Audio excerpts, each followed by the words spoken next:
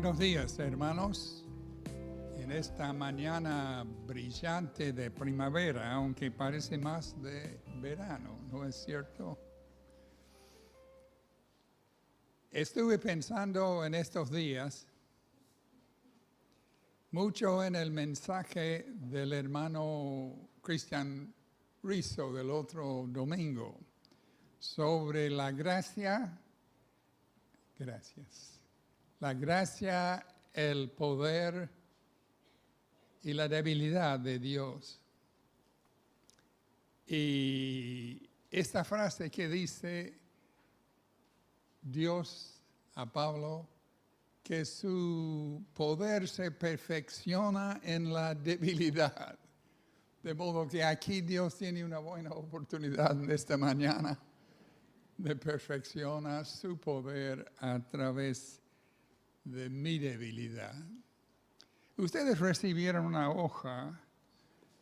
La hoja pretende ser una guía de ruta, ¿no es cierto?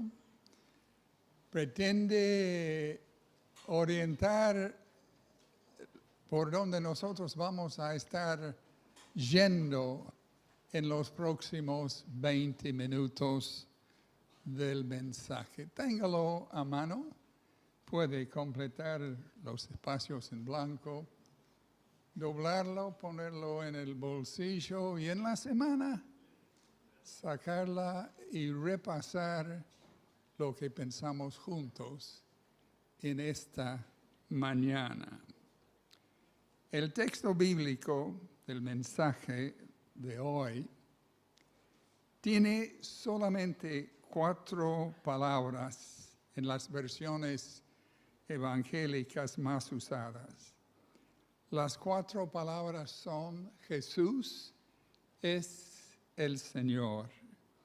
Aparecen 3 veces estas palabras en el Nuevo Testamento, siempre en las epístolas de Pablo, en Romanos, 1 Corintios y Filipenses.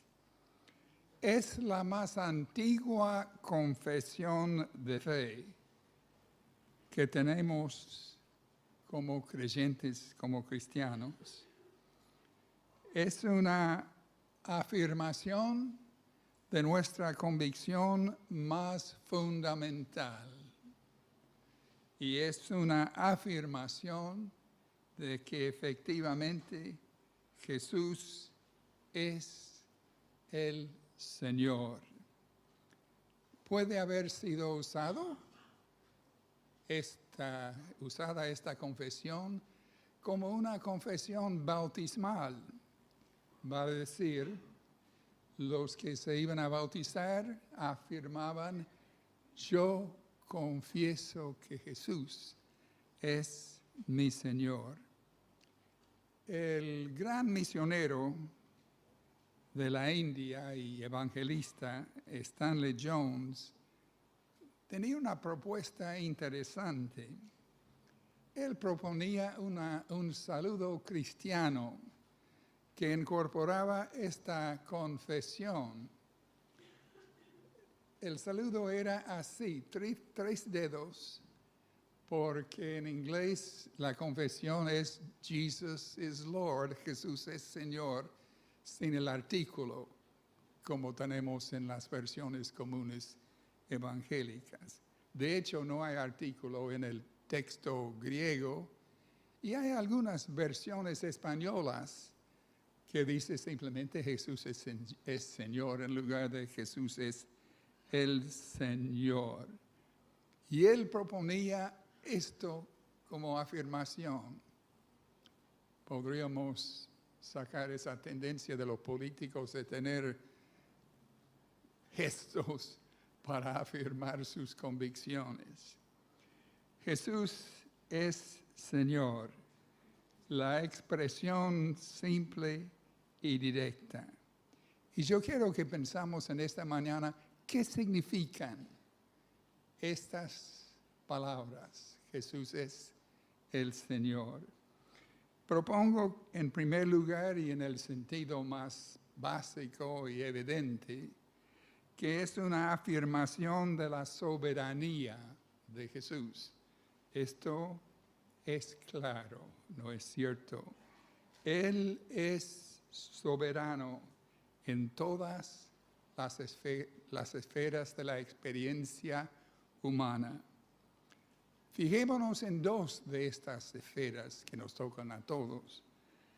En la esfera de la naturaleza, la declaración de las Escrituras es que Dios creó el orden natural y que Él sostiene el orden natural. Hay un gran peligro de que nosotros perdemos de vista este hecho, esta declaración, esta convicción bíblica.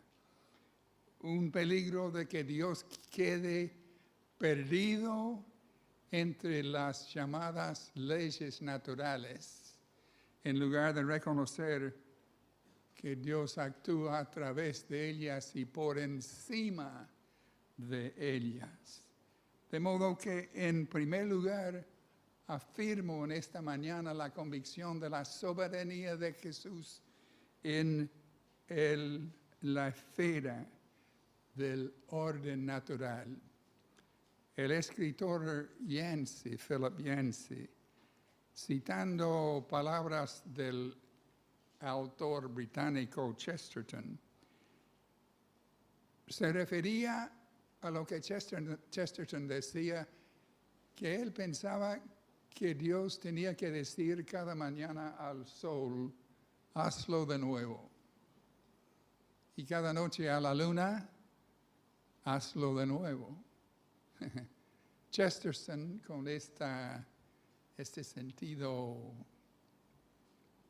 vívido, ¿no es cierto?, creía que Dios quizás hacía cada margarita de manera individual. De cualquier manera, estamos afirmando la realidad de que Jesús es soberano en el orden natural, en la creación y en el sostén de la creación.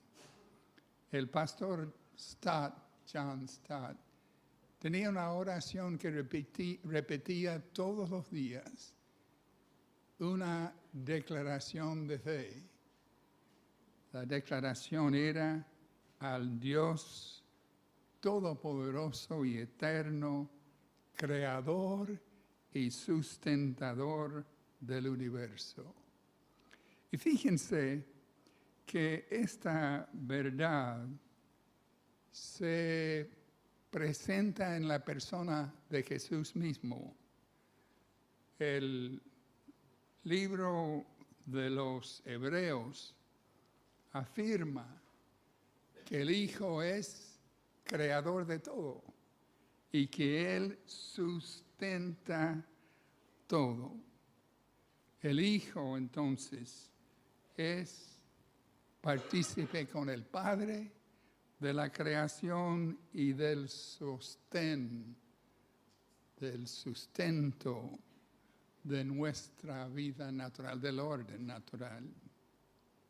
Los discípulos lo habían visto en la persona de Jesús, ¿no es cierto? Al dirigirse a las olas y a los vientos y ver la quietud resultante.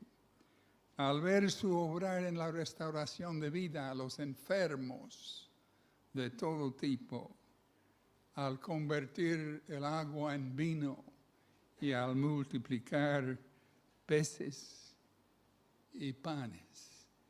Jesús es soberano, afirmo en esta mañana, en el orden natural. Y vuelvo a decir, necesitamos recuperar este sentido de la soberanía de Jesús en el orden natural. Pero en segundo lugar, fíjense que Jesús es soberano en la historia. Parece que Dios tiene poco que ver con lo que ocurre en nuestro mundo. ¿Cuántos votos tiene Dios en los parlamentos del mundo? ¿Cuántos votos tiene Dios en las Naciones Unidas? ¿Cuántas acciones tiene Dios en las bolsas del mundo? ¿Cuánto dinero tiene Dios en las cuentas bancarias? ¿Cuánta gente tiene Dios en la calle? ¿Y cuántos armamentos en su arsenal? Parece que Dios es sin recursos y de poca influencia. Sin embargo, fíjense en la enseñanza bíblica clara, es que Dios es soberano en lo que ocurre en la historia. Detrás de los acontecimientos en última instancia está el poder de Dios. ¿Se acuerdan de que los profetas decían que Dios era soberano en todo lo que ocurre en los acontecimientos?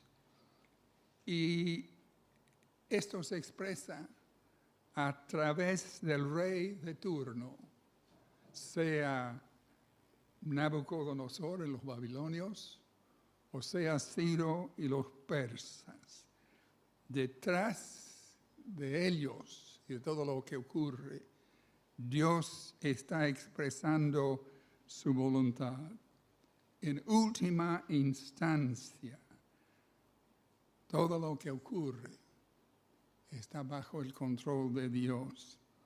Y el profeta Zacarías lo afirmó enfáticamente como un hecho futuro. El Señor reinará sobre toda la tierra. En aquel día el Señor será el único Dios y su nombre será el único nombre. Y Juan lo ve en visión en Apocalipsis. Tocó el séptimo ángel su trompeta y en el cielo resonaron fuertes voces que decían: el reino del mundo ha pasado a ser de nuestro Señor y de su Cristo, y Él reinará por los siglos de los siglos. Esta soberanía de Jesús en la historia se expresa en la confesión de Filipenses 2, 9 al 11. Por eso Dios también exaltó a Cristo sobre todas las cosas y le dio un nombre que es sobre todo nombre, para que en el nombre de Jesús se doble toda rodilla de los que están en los cielos, en la tierra y debajo de la tierra, y toda lengua confiesa que Jesucristo es el Señor, para gloria de Dios Padre. El poeta Lowell capta algo de esta paradoja de la soberanía de Dios en los eventos que ocurren. Dice Lowell en uno de sus himnos: aunque la causa del mal prospere, la verdad sola es fuerte. Aunque su porción sea el cadalso, y tras el cadalso rige el futuro, y tras el oscuro desconocido está Dios en la sombra, velando por los suyos. Pero déjenme hacer una segunda sugerencia con respecto al sentido de lo que significa Jesús es Señor.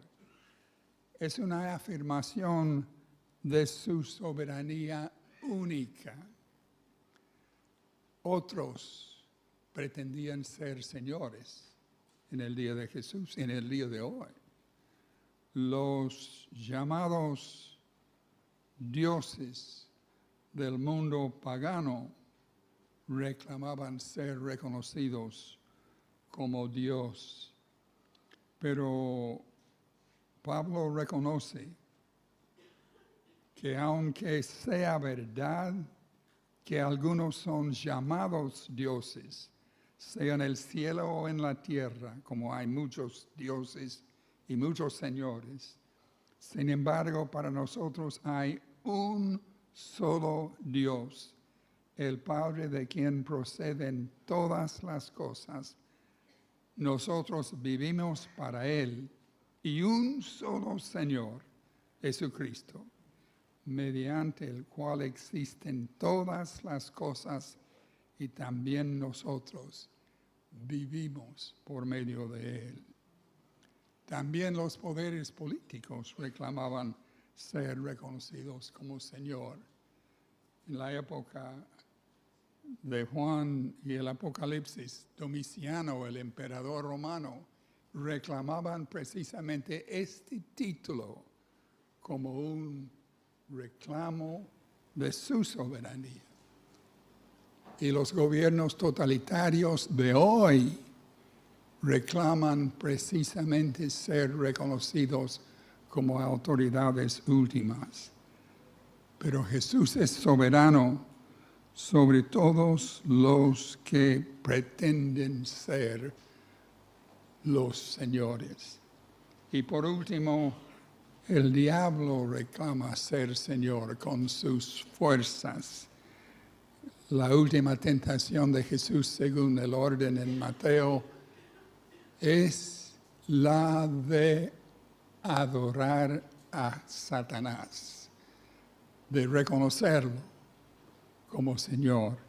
Y Jesús rechaza en forma directa y tajante. Cuando por inspiración del Espíritu de Dios decimos Jesús es Señor, nosotros estamos negando toda otra soberanía, todo otro señorío.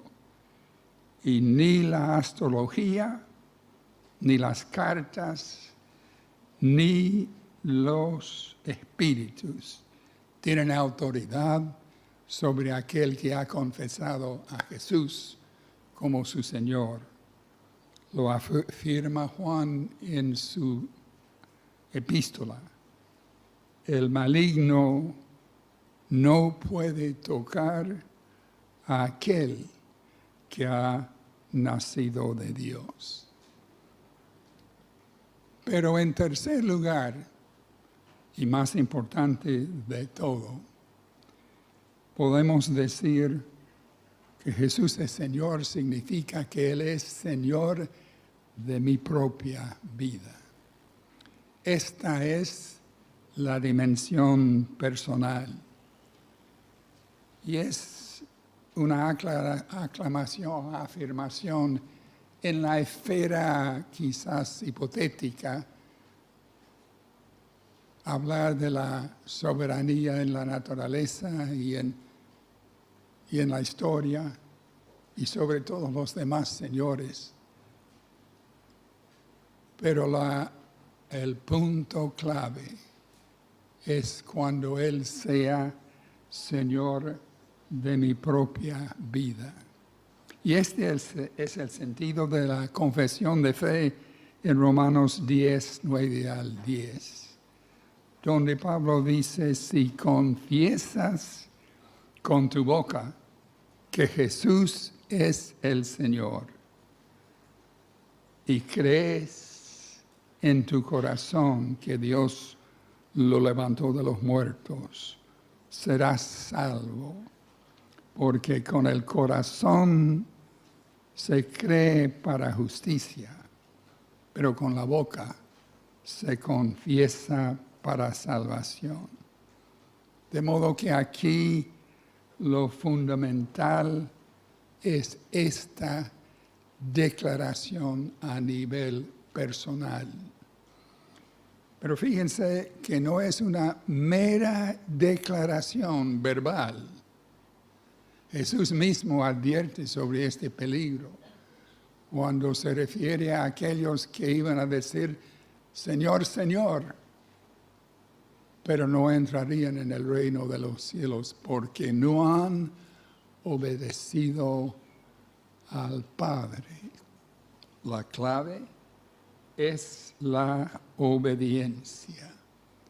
Esta es la señal de aquella soberanía personal que estamos afirmando. Me acuerdo que muchas veces cuando participaba en talleres del Plan Maestro con Avery Willis, que él señalaba el hecho de que la característica distintiva de los discípulos de Jesús era su disposición a obedecer en forma inmediata, sin preguntar, en respuesta directa. Por ejemplo, él citaba 2 casos en los evangelios. Uno es el caso de Pedro. Jesús lo manda que vaya a sacar un pez y que traiga la moneda para pagar el impuesto. Pedro había sido pescador toda la vida. Jamás había encontrado monedas en la boca de peces. Pero sin preguntar, fue a sacar el pez, recogió la moneda y pagaron el impuesto. Y el segundo ejemplo que solía citar Willis es cuando Jesús manda a los discípulos que vayan a buscar el burro para que él tenga modo de entrar a Jerusalén. Vayan nomás a buscar el burro. Y ellos se van sin preguntar y trajeron el burro. Cuando confieso Jesús es el Señor, estoy afirmando que Él es soberano sobre la naturaleza y sobre la historia y sobre todo es soberano en mi propia vida. Yo dije la vez pasada que cuando estuve en Venezuela hace 40 años, más de 40 años ahora, tenía una experiencia interesante al entrar en los negocios. La persona que atendía decía, a la orden. Ahora yo nunca había escuchado en Buenos Aires esta clase de... No sé si lo hacen todavía. Pero yo quedé pensando mucho en esto, a la orden. Y yo pienso que esto es lo que hace falta.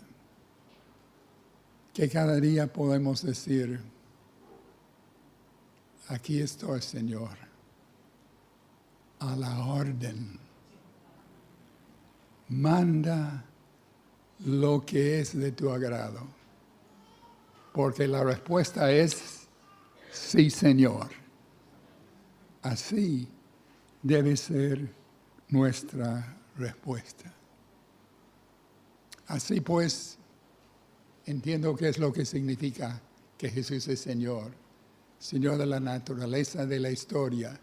Señor de todos los que reclaman, que pretenden ser señores. Y Señor sobre mi propia persona. No querrán decir conmigo en esta mañana, Jesús es mi Señor.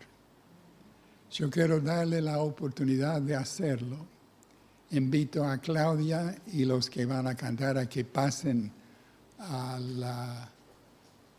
adelante para la canción final, que es una canción de entrega.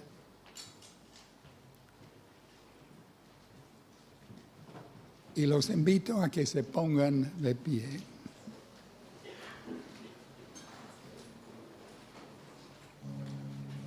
Y voy a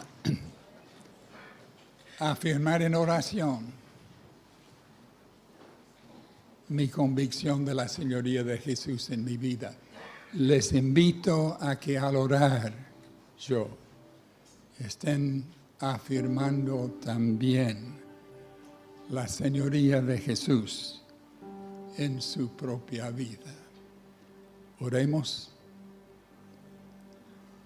Confesamos, oh Señor, que el desafío es grande, pero deseamos ser obedientes. En esta mañana deseamos confesar, tú eres nuestro Señor. Y deseamos, oh Dios, reconocer que esta declaración es la clave de todo. Es el camino a la salvación. Y juntos digamos en esta mañana, tú eres nuestro Señor. Y ahora, oh Padre, deseamos afirmarlo en esta canción final por Cristo Jesús. Amén. Y ahora Claudia nos dirija en la canción de entrega.